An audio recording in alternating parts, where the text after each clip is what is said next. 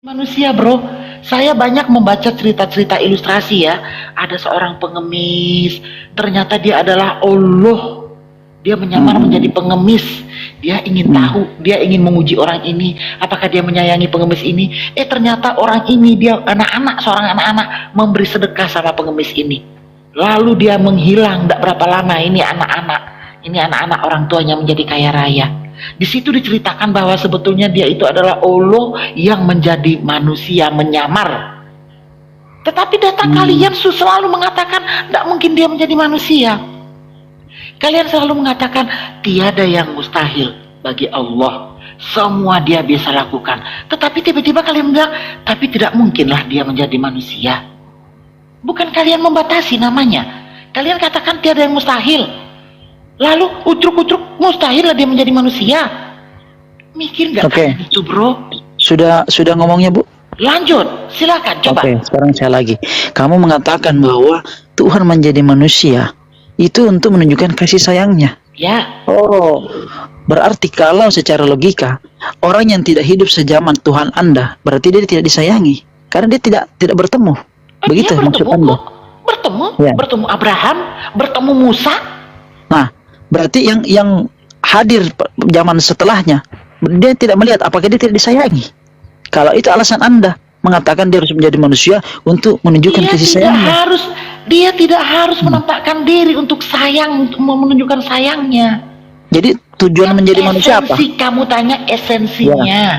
Dia menampakkan diri supaya dia menunjukkan betapa sayangnya dia sama kami. Bukan berarti dia tidak menunjukkan dirinya dia tidak sayang. Ya, dia menunjukkan eksistensinya. Nih gua nih, ini saya. Banyak orang yang tidak percaya sama dia. Seperti dengar. Banyak orang yang tidak percaya sama dia karena dia tidak bisa dilihat, tidak kelihatan. Tetapi mujizat-mujizatnya itu ada. Jadi orang banyak berpikir ya dari arwah roh nenek moyang kami.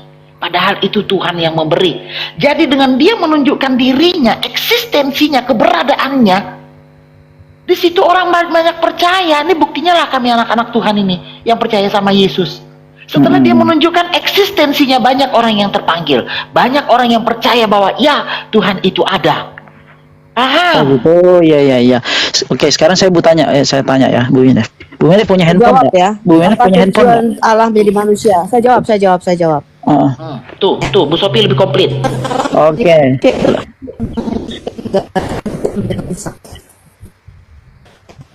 Itu yang kamu tidak pahami.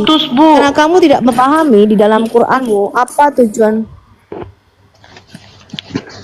Ini masih putus-putus nggak suara saya? Lancar Bu, tapi signal merah Bu. Lanjut Bu, lanjut. Mudah-mudahan lancar. Kita belajar semua nih. Tujuan Allah menjadi manusia itu untuk memulihkan gambar diri manusia yang rusak. Manusia itu diciptakan untuk duduk di sebelah Allah. Ngerti kamu? Tujuan Allah menjadi manusia. Bu, putus-putus Bu Sophie. Suara putus-putus, hilang-hilang.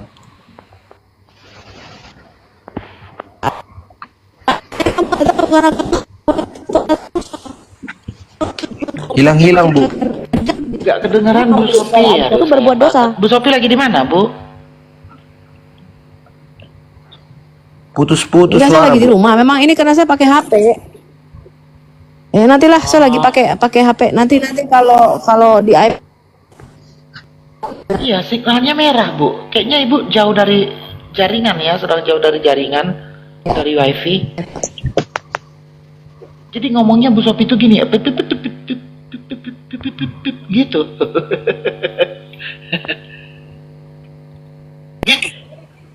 Pak, ini jelas nggak nih? Saya pakai WiFi. Ini bagus nih. Nah, ini mantap nih Bu, ini jelas. Saya jelaskan sama kamu ya. Kamu ada Alkitab nggak di situ? Saya jelaskan sama kamu kenapa Tuhan menjadi manusia. Apa tadi yang nanya? Saya nggak ada Alkitab. Nah, makanya kamu nggak pernah baca kitab Taurat Musa. Kamu nggak ngerti apa-apa. Ya. Coba Ibu jelaskan kenapa Tuhan jadi manusia itu, Bu. Allah menjadi manusia itu untuk mengembalikan lagi posisi Adam, ya, kepada tujuan dan rencananya sejak semula ketika Dia menciptakan Adam. Kamu nggak paham ini, karena di dalam Quranmu nggak ada tujuan Allah menciptakan manusia. Ada di Az-Zariyat 56, Bu. Wa ma khalaqtul jinna wal insa illa jin dan liya'budun. manusia menyembahku. Oh, itu bukan tujuan Iya. Allah. Saya Loh. tanya, di dalam kitab Taurat Musa ada nggak tujuan Allah menciptakan manusia untuk menyembahnya? Ada nggak teman-teman? Saya umat muslim, Bu, kita Al-Quran kita pakai. Itu untuk umat Beda Islam Pak. sekarang. Saya berpatokan kepada kitab Taurat Musa. Saya nggak berpatokan pada Allahmu. Allahmu, kamu itu seagama sama jin. Di dalam Alkitab saya kitab kami. Saya tanya, itu Yesus ditujukan Sebentar, untuk Bani Israel atau di luar Bani Israel, Bu? Kenapa kamu tidak paham kenapa Allah menjadi manusia? Karena tujuan menciptakan, ya tujuan Allahmu dan Allah saya menciptakan manusia itu berbeda. Tujuan Allah mau menciptakan kamu adalah supaya kamu menjadi umat yang terus-menerus berbuat dosa dan minta ampun. Tujuan Allah mau menciptakan kamu supaya kamu tuh berbuat dosa dan menjadi seorang pezinah. Di mana supaya tertulis, kamu bisa Bu? meminta ampun. Di mana tertulis itu? Bahwa Nggak baca Allah hadis menciptakan kau. manusia, Allah menciptakan manusia untuk Kamu berbuat nggak dosa baca terus. hadis. Itu di mana tertulis, Baca Bu? hadis kamu. Silakan tunjukkan dalilnya. Pakai data dong, Bu. Kalau kami bisa nunjukin dalil, kau mau apa?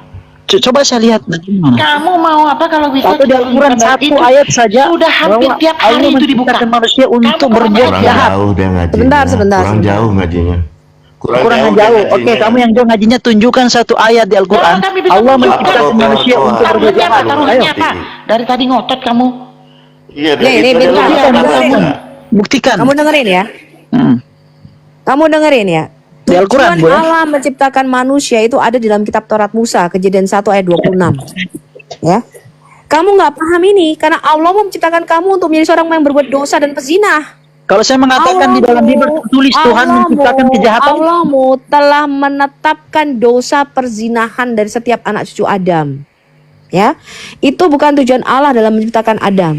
Maka Yesus dikatakan di dalam Roma 5 ayat 12 dan 14 dan di dalam 1 Korintus 15 ayat 44 dan 45, Yesus itu datang sebagai Adam yang kedua untuk apa? Memulihkan kembali kemanusiaan yang sudah jatuh dalam dosa ini. Memulihkan kembali posisi manusia kepada gambarnya sejak semula.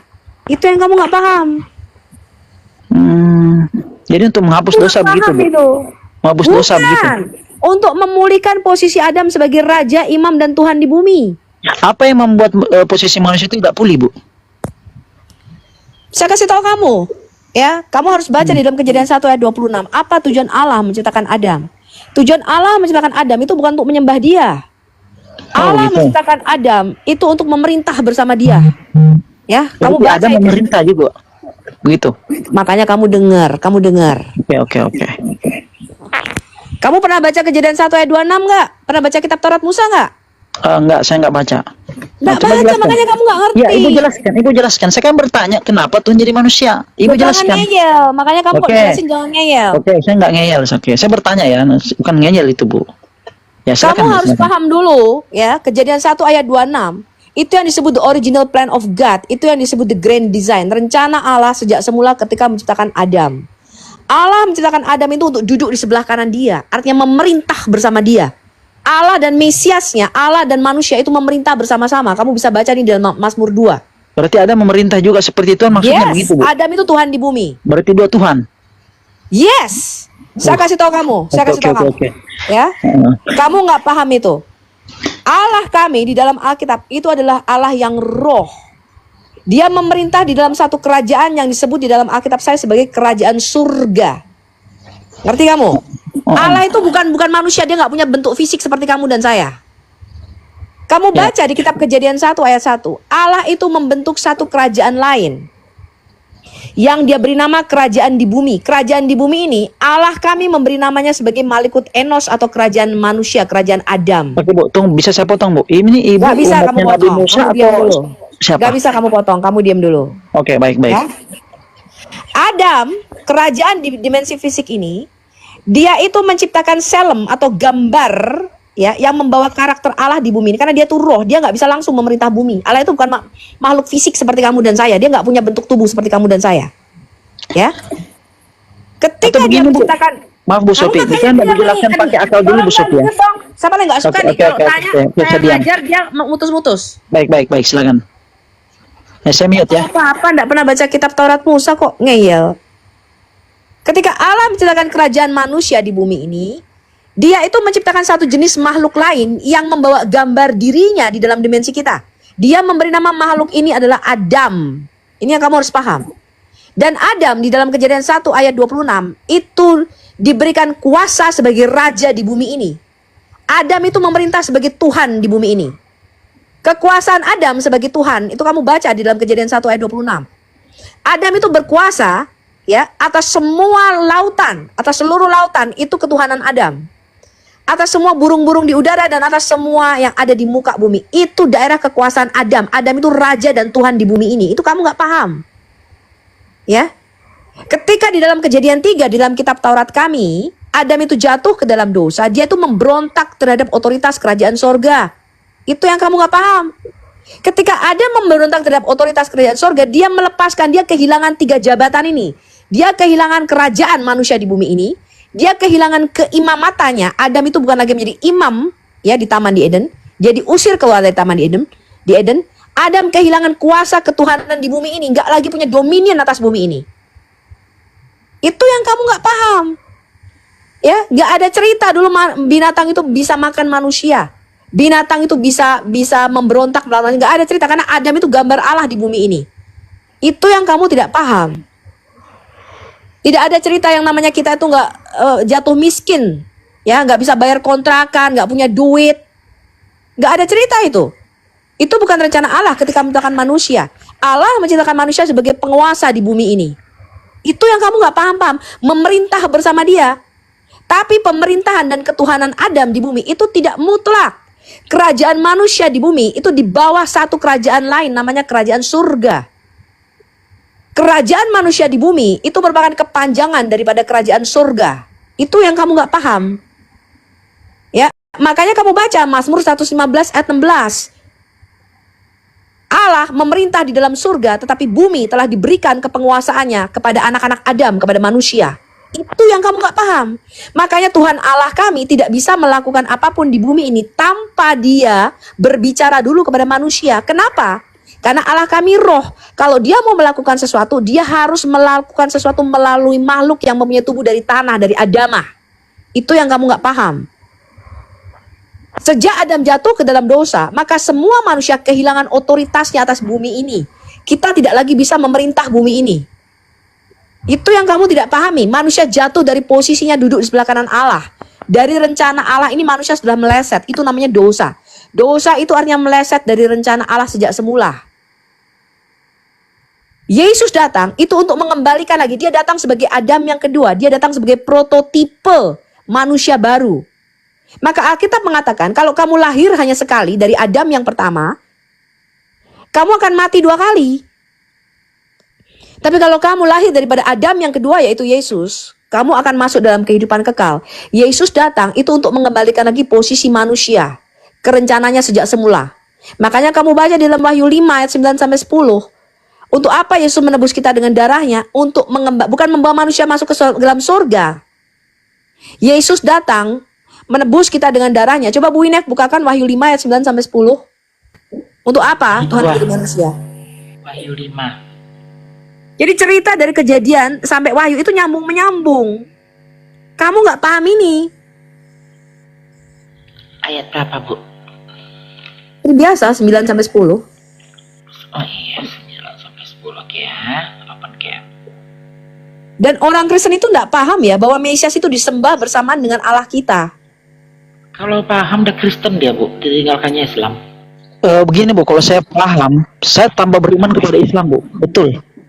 Saya tambah yakin karena akal saya berfungsi Bu. Nggak mungkin kami menyembah manusia Bu. Nah, saya mau Kok tidak buka Wahyu 5 ayat 9-10? kapan saya ngomong Bu? Akal saya lebih berfungsi, tidak mungkin saya seagama sama jin. Apalagi Oke. menyembah batu seperti Kalau kamu. Bu Sofi berhadapan dengan orang ateis, mau nggak pakai Bible? Kamu tanya apa Ibu tujuan dari tadi Yesus pakai menjadi Bible kitabnya manusia? Yahudi loh. Bukakan Wahyu 5 ayat 9-10. Apa tujuan Yesus menebus kita menjadi manusia? Coba Bu Ina bacakan. Oke, Wahyu 5 ayat silakan. 9-10. Oke, saya bacakan. Aduh, tongkat saya jauh lagi. Aduh, apa yang dibikin jadi tongkat ini, Bu? Ah, ini aja deh dulu sementara. Dan mereka menyanyikan suatu nyanyian baru katanya, engkau layak menerima gulungan kitab itu dan membuka materai-materinya, karena engkau telah disembelih dan dengan darahmu engkau telah membeli mereka bagi Allah dari tiap-tiap suku dan bahasa dan kaum dan bangsa. Dan engkau telah membuat mereka menjadi suatu kerajaan dan menjadi imam-imam bagi Allah kita, dan mereka akan memerintah sebagai raja di bumi. Yes. Jadi tujuan Yesus ya menebus kita, dia mati di kayu salib itu untuk membebaskan kita dari budak kerajaan kematian. Alkitab mengatakan dia adalah juru selamat dan penebus kita dari kerajaan kematian. Adam yang pertama, saya kasih tahu kamu, Adam yang pertama itu sudah menjual kemanusiaan kita kepada satu kerajaan lain. Dia menjual kerajaan manusia, Adam di bumi, itu di bawah kepenguasaan kerajaan kegelapan atau kerajaan kematian. Itulah sebabnya Yesus datang menebus kita untuk mengembalikan kita, bukan membawa kita masuk surga, tapi mengembalikan lagi kerajaan yang dihilangkan Adam ini. Ya, untuk mengembalikan lagi posisi manusia sebagai raja di bumi ini. Memerintah itu artinya dia menjadi Tuhan di bumi ini. Mengembalikan lagi kepada rencana besarnya sejak semula di Kejadian 1 ayat 26. Maka kalau kamu baca di dalam Matius 4 dan Lukas 4, di situ dikatakan ada pencobaan iblis oleh Yesus. Ya, di situ katakan Yesus dicobai oleh iblis. Ada satu pencobaan di dalam Matius 4 dan Lukas 4 di mana iblis di situ memperlihatkan semua kerajaan Adam. Betul? Betul nggak teman-teman Kristen? Kalau dia nggak pernah baca Alkitab, nggak ngerti dia. Oh iya, benar dong. Dikatakan di situ iblis memperlihatkan semua kerajaan manusia ini dengan segala kemegahannya, ya. Dan dikatakan di situ, kalau engkau sujud menyembah kepadaku, maka semua kerajaan di bumi ini akan aku berikan kepadamu, karena kerajaan manusia di bumi ini telah diserahkan kepadaku, kata iblis. Siapa yang menyerahkan kerajaan Adam di bumi ini kepada iblis? Adam yang pertama, itu kamu perlu tahu. Ya, Adam yang pertama itu telah menjual status kita sebagai anak Allah. Kamu baca di dalam Lukas 3 ayat 57. Adam itu anak Allah. Status kita sebagai anak Allah itu dijual oleh Adam, sehingga kita ini status kita menjadi budak atau hamba dosa, yaitu budak kerajaan kematian, di mana penguasanya adalah iblis.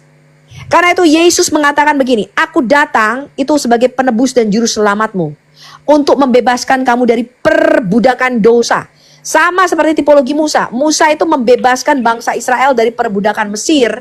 Tapi Mesias kita, Raja kita, yaitu Yesus, dia turun dari surga untuk mengambil kembali kerajaan manusia yang tadinya di bawah otoritas kerajaan sorga, yang lepas daripada otoritas kerajaan sorga, dimasukkan kembali ke dalam otoritas kerajaan sorga. Kita buka Kolose 1 ayat 11 sampai dengan 13.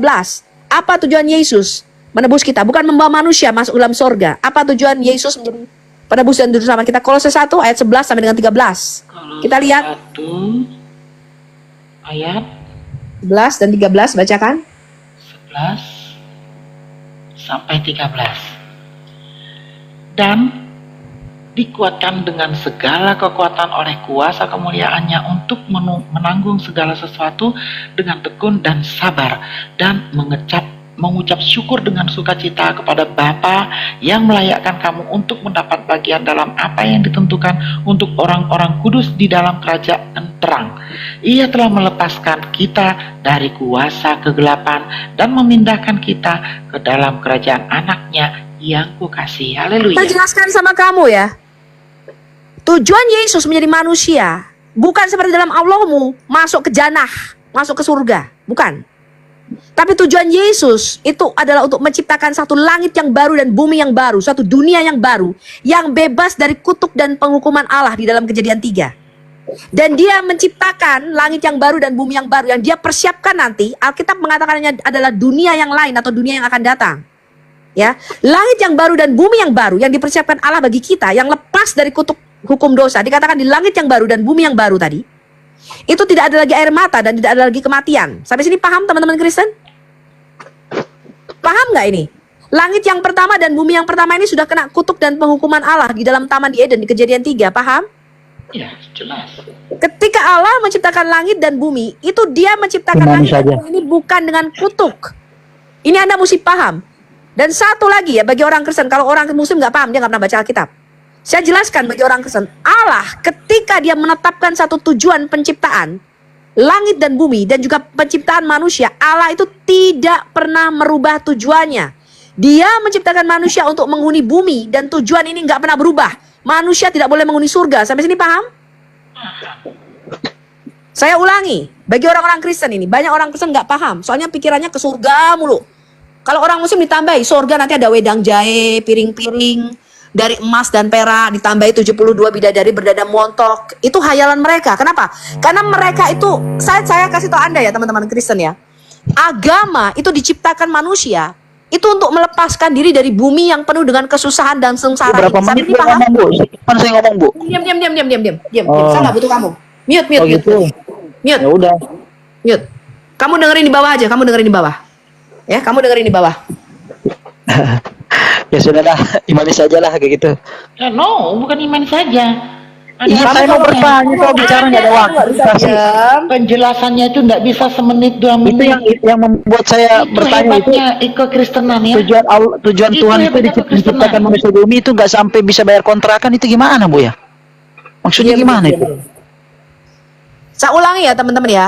Agama yang menghayalkan manusia untuk masuk ke nirwana, ke jannah, ya, itu adalah agama ciptaan manusia. Untuk apa? Saya kasih tahu Anda. Kenapa manusia menciptakan hayalan-hayalan masuk surga itu? Karena mereka itu mau melepaskan diri dari kesusahan dan kesulitan dan kesengsaraan yang kita lihat di bumi ini. Sampai sini paham? Agama itu diciptakan manusia. Mereka berhayal begini nih. Aku hidup di bumi ini udah susah. Betul? Saya dulu berpikir begini teman-teman. Kenapa ya kalau Tuhan itu Ya, mati aja, Bu. Kenapa? Ini makanya kamu diam. Turunkan dia deh. Saya nggak suka nih kalau lagi ngomong diganggu. Agama itu diciptakan manusia dengan hayalan. Saya kasih tahu, semakin saya mempelajarinya, saya semakin jelas ya. Agama itu ciptaan manusia untuk melepaskan diri. Bumi ini udah susah, benar? Udah nggak bisa bayar kos-kosan, nggak bisa bayar kontrakan, bayar uang sekolah anak sulit, bayar gaji bulanan kepotong mulu, bayar cicilan mobil, cicilan ini. Ada kematian, ada sakit penyakit, kena kanker, kena tumor, kena diabetes, darah tinggi. Lalu mereka menciptakan satu agama buatan manusia. Dia pikir begini, nggak selamanya kok kita susah. Di dunia ini cuma sementara, betul nggak? Betul nggak? Lalu mereka bilang, nanti yang penting kita itu ya, kalau beramal baik, nanti kita tuh di kehidupan yang akan datang. Ini ada nih, ada gambar yang mengatakan gitu. Nanti kita nggak susah lagi kok. Kita nanti akan menerima nirwana dengan 9 tingkatan. Di sana kamu akan dilayani dengan berbagai makanan yang enak. Kenapa? Karena di bumi ini susah makan. Saya kasih tahu kamu. Mau makan sushi susah, mau makan bebek panggang susah, mau makan BPK susah. Kenapa? Nanti nggak di bumi ini kamu susah, di nanti dunia nih, nanti di nirwana kamu akan dapat balasannya. Itu adalah agama yang diciptakan manusia untuk melepaskan diri dari kesulitan. Terutama saya kasih tahu Anda nih, orang yang banyak utangnya, kartu kreditnya kayak kartu remi. Ini kayak teman-teman saya nih, kartu kredit kejerat KTA, kejerat kartu kredit. Itu pengen segera di rapture, pengen segera lepas dari dunia ini ke surga. Betul nggak? Halo?